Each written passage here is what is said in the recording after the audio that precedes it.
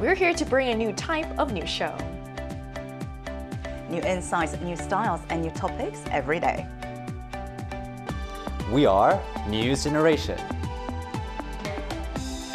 Bringing news just for you. It's Thursday, October 16th here in Seoul. I'm Isujin, and this is News Generation. Joining us today is Cheska. Happy Thursday, everyone! Happy Thursday! And Fabulous with us. Good morning, everyone. Good morning. Both are here to speak on behalf of people in their 20s and 30s.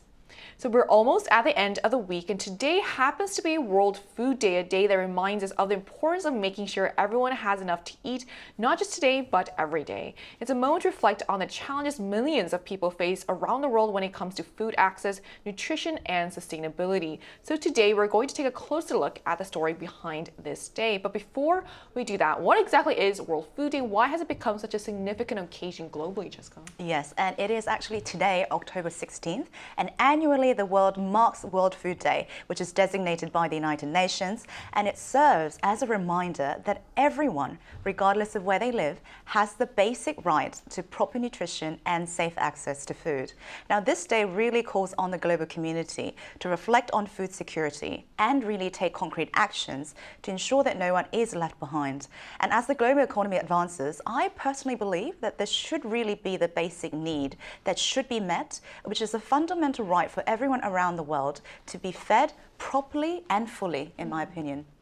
Well said. So World Food Day reminds us that hunger and food insecurity are global issues that affect millions, and it calls attention to the work still needed to ensure access for all. So each year, the UN highlights a different focus. So what's the message they're emphasizing this year, Fabio?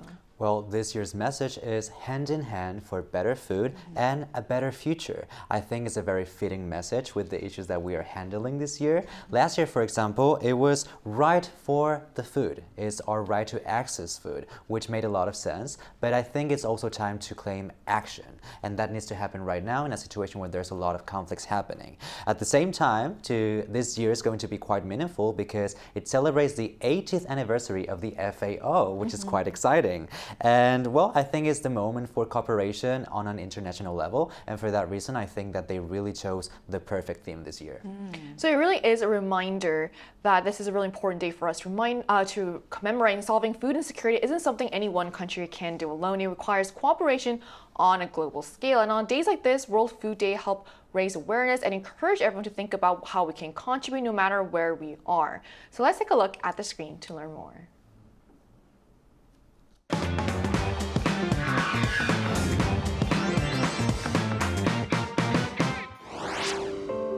Food security is an agenda that is often discussed at conferences and international forums around the world. It's important because access to sufficient, safe, and nutritious food is a basic human right, yet millions of people still face hunger and malnutrition every day. And days like World Food Day, celebrated every year on October 16th, aim to raise awareness about these challenges, highlight the need for global cooperation, and encourage action that can help ensure everyone has access to the food they need. So today on News Generation, we'll take a closer look at the current state of the global food crisis, explore the reasons behind it, and share our thoughts on the efforts and solutions needed to address this urgent issue. So as we just saw in the video, the global food crisis is a complex issue with far-reaching consequences affecting everything from daily access to nutritious meals to the stability of entire economies. So it's a problem that doesn't respect borders, and it's clear that addressing it requires cooperation across governments, international organizations, and local communities alike. So with that in mind, Cheska, can you give us an update on the current state of the global food crisis? So what's happening right now? Yeah, and I really wish I could start with a more positive news, but it is truly heartbreaking that despite being properly fed and secured in food accessibility is the fundamental basic right of everyone and anyone, the number of people who cannot is actually rising quite fast. Now let's take a look at this screen for the numbers. Now, according to the 2025 Global Report on Food Crisis published jointly by the Food Security Information Network and the Global Network Against Food Crisis, the number of people facing food crisis last year reached around 300 million. Now, if you look at the graph, that is a quite sharp increase of almost 86% 4 years ago from about 160 million. And Sujin, as you mentioned, this is an agenda that is on pretty much every global conferences, and it has been going on for decades. But the fact that the number just keeps rising is really not the most positive outlook. So this rapid increase in the food insecure population highlights that this isn't a local problem. It's a global issue that requires coordinated action, like Jessica also mentioned. So even with international aid and relief efforts that we often hear about on the news, the scale of the crisis keeps expanding. So it's a stark reminder that food security really is fragile. So Fabio, what's driving this rapid increase in the number of people facing food insecurity? Well, this global food crisis is being worsened by the fact that we have a lot of conflicts and political instability all over the world. Just in 2024, around 140 million people from across 20 countries, they did face severe food shortages, which affected, well, the situation in the whole world too. Most of these nations are low-income countries that are located in the Middle East and Africa. And unfortunately, 2025 has only expanded on that struggle, with several of these conflicts still intensifying to this date. These consequences are now tangible even in developed countries, since these conflicts also they do affect the global access to very, very, very important resources. And because of that, many of those like us that are privileged to live in countries that are more developed or a little bit away from high levels of poverty, we can still tell that the issues are becoming more present in our local communities. So it's also a wake-up call for many of us to realize that hunger is not something foreign or something distant. It also happens close to us. And because of that, global cooperation is so important as this becomes a very international issue overall. Right, so it's truly alarming to see how much conflict and political instability can directly impact food security. So when governments are unstable, food distribution and aid often break down. The fact that 140 million people in 20 countries are facing food crisis due to war and unrest really shows how deeply politics and hunger are unfortunately connected. So while conflict is a major factor, are there other causes contributing to the worsening food crisis, Jessica? I think one of the biggest driving factors for the crisis, unfortunately, has to do with climate change. I mean, global warming has been going on forever, but one of the things that comes to growing crops is that climate heavily affects crops growing. Especially a lot of arable lands are turning into desert. So everything that starts from moisture, soil, to the climate is being affected by climate change. Not to mention that flooding is also submerging a lot of arable lands, but at the same time, the ocean is being heavily affected by climate change as well, because as the temperature goes up, the ecosystem of the ocean completely changes as well. And we have heard many, many articles about the iceberg melting, which also raises the temperature of the water. So there are so many things that are being affected by climate change, and also the limitation of how many crops that we will be actually able to consume or grow is also going to be heavily affected by climate crisis as well. Yeah. I think this is why environmental issues continue to be such a topic of discussion, because it leads to other factors as well. Yeah. And so far, we've discussed how global conflicts and political instability are driving the food crisis. So to hear a broader perspective, we turn to the Arirang News YouTube channel and asked our viewers, what do you think is the main cause of the crisis? So let's see what they had to say here. So according to a poll, the main drivers of the global food crisis can be broken down as follows. Economic inequality accounted for the largest share at 60%, followed by climate change at 20%, and conflicts such as war at 12%. The remaining 8% was attributed to other factors, highlighting that while multiple issues contribute, economic disparity remains probably the most significant challenge to achieving global food security today. And we also are going to get a global perspective on this, so we're going to speak to a young person from a country known for its food policies who will give us insight into how food security is managed there. That conversation will take place right after the break, so don't go anywhere.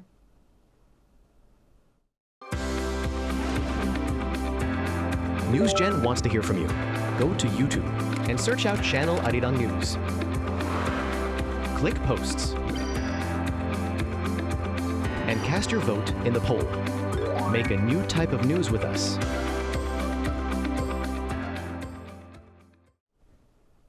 So joining us today is Matthew, a millennial from Switzerland, currently living in Greece. So hi, Matthew. Thank you so much for connecting with us today. Thanks for having me today. So how would you describe the food situation in your country? Do people feel any impact from the global food challenges or rising food prices? Oh, absolutely. We are starting to see a little bit of inflation and food prices being impacted this year, but actually over the last 2-3 years before, we saw impacts on food prices of 10 up to 20%, in fact. And those were across Not widely across all the products, because Switzerland is pretty strong when it comes to meat and dairy production, and we are a lot more secure in that regard. But Switzerland being a landlocked and mountainous country, when it comes to plant growth, we are lacking a lot in that regard, and therefore food and prices really impacted us there. Matt, we've discussed multiple factors that cause global food crisis, but in your opinion, what are the main cause of the current situation? So there's three main drivers, which will be, of course, climate change, the supply chain disruptions from the war in Ukraine, and then, of course, you have the costs of the rising inputs. Basically, mainly these would be the rising cost of fertilizers, high labor costs, and more. And what measures is Switzerland taking to address this issue right now? Well, we're doing a combination of stockpiling, which is something Switzerland has always really done, but they've taken measures to extend that now. Normally, Switzerland would have a policy where most companies need to stockpile food for about 3 to 4 months, and the Swiss government actually subsidizes that. But even some foods are now being asked to be stockpiled for up to 12 months, which again, the Swiss government is going to cover. There's, of course, Swiss food diplomacy. And to do that, Switzerland is supporting people who are in areas where maybe they need a little bit more help. And in doing so, they're getting some positive returns policy-wise to maybe improve our food stability. And again, we're going to be doing this mostly for plant-based foods. It's really interesting to see how other countries are doing with their food policy. So thank you so much for sharing your insight with us today, Matthew. Thank you for having me. Thank you. So we just heard from a young person in Switzerland about how food security is managed there, how global challenges are felt even in countries with strong food policies, and what lessons other nations might take from their approach. But it's not only governments and organizations that are getting involved. Around the world, young people, particularly Gen Zs, are stepping up in creative and meaningful ways to address the food crisis. So how are the global youth really stepping up to help solve these challenges, Fabio? Well, the MZ generation is characterized for having this very big interest in political issues and social issues that are going on right now, and they are unafraid to voice their opinions, especially going against war and issues that affect global hunger overall. Through social media, most of them are quite vocal about these issues, and it also becomes a great platform for them to allow them to pretty much show that message in a very direct and instant way, right? And because of that, a lot of fundraising opportunities also come up for a lot of young people. I myself have been, keeping track of a lot of conflicts going on in the world through social media platforms like X and TikTok. And even though a lot of misinformation might also be happening in those platforms, it also allows people to raise their opinions without being, directly biased by some type of media or political groups. And because of that, a lot of young people are very invested in these issues, and I think it's fitting for a generation that is so well adapted to new technologies. That way they can really express their thoughts and create a global sense where we are all communicated in one place. So I feel like there are mixed reactions to how young people tend to be really active on social media. Yes. What are your personal thoughts on that? Well, I do think that you always have to be careful because, as I said, there's a lot of misinformation, and sometimes people do speak without actually knowing the facts or the things that are happening. At the same time, that is also inevitable because, for example, for conflicts that are taking place right now in the world, most of us are not living in those areas affected. And so it's very hard to tell what those real conflicts are really about or what the consequences are. However, we do see the media, we do see lots of videos, and we have as much proof as we could, because back in the days we didn't have videos or social media platforms or media that was so fast and engaging. And because of that, even though a lot of people don't really know the reality and they might form a whole opinion about it, they do have a lot to analyze and create their opinions about, which is very different from a few years back. So I do think that this approach is quite positive. We always need to make sure that that information is delivered in a good way. Yes. So I guess that just becomes an issue of responsibility. So I think it's a quick fire way to also like raise awareness. Like for example, like when you think of countries that are battling food insecurity, you don't immediately think of Switzerland. But like just talking to Matthew made us kind of realize like for them, because it's a mountainous region with plant prices are an issue for them. So it's like a way to raise awareness. And it's really impressive how engaged the younger generation is when it comes to social issues. They're not just talking about problems, they're actively looking for ways to make a difference. And the way they mobilize digitally shows how activism has evolved. It's fast, global, and often very effective in spreading awareness. So besides advocacy and fundraising, how else is this generation contributing to solving food-related challenges, Jessica? Yeah, as Fabio and you mentioned, I think one of the very, very strong characteristic of the MZ consumers is that they're very proactive, which also leads to placing this incredible value and worth on how they spend, which has to do a lot with ethics. So because they care a lot about the global issues that are going on, we call this ethical consumption when they do a value-driven spending. And it's quite positive when it comes to particularly issues like food crisis, because they would actually start to choose products or purchase products that completely align with their habits or can actually make the world better. So it can go anywhere from like buying vegan food or replacement for meat to buying like vegan leather instead of actually purchasing like an actual leather, and also buying products that can be recycled much easily rather than something that is too durable. And I think a lot of MZers are actually even posting that on social media and calling it like challenges or like let's go meatless Monday or something. Yes. So this definitely promotes and form this kind of community activism. And one thing that I actually thought about when we were discussing it before the show is that now MZ consumers are actually taking their both hands and starting to plant their own gardens as well. So there's something called the weekend farming here in Korea, and they rent patches of little land, literally in Seoul, so you don't have to go far away, you don't have to pay too much money to buy a land, and you can actually cultivate your own plants. And my friend does it, and it's something that shows that MZ consumers are really taking the step to make these differences, even in the areas that are very close to where they live. That's really cool. If you would you be interested in doing that? If so, what would you cultivate? Oh my God, that's a great question. So my friend gave me a bunch of cabbages, 상추, so I can eat with meat. But personally, I would do basil. Oh, Yeah. good So- one. Basil, because I love them and they're so expensive. That's a great idea. Yes, and maybe rosemaries because they go so well with food. I love cooking. I'm guessing you're a good cook. Yeah. Yeah. I don't know if I have a green thumb, to be honest. But this is all dreamy. But I would love to cook. So yes. Yeah. Sounds really cool. So this shows that activism isn't only about protests or donations. It can be really embedded in everyday lifestyle choices that collectively have a big impact. And there are countries where young people are taking this even further. One of them is Spain, where our very own panelist Fabio is from. So Fabio, Yes. can you tell us what the youth in Spain are doing to actively engage with food issues?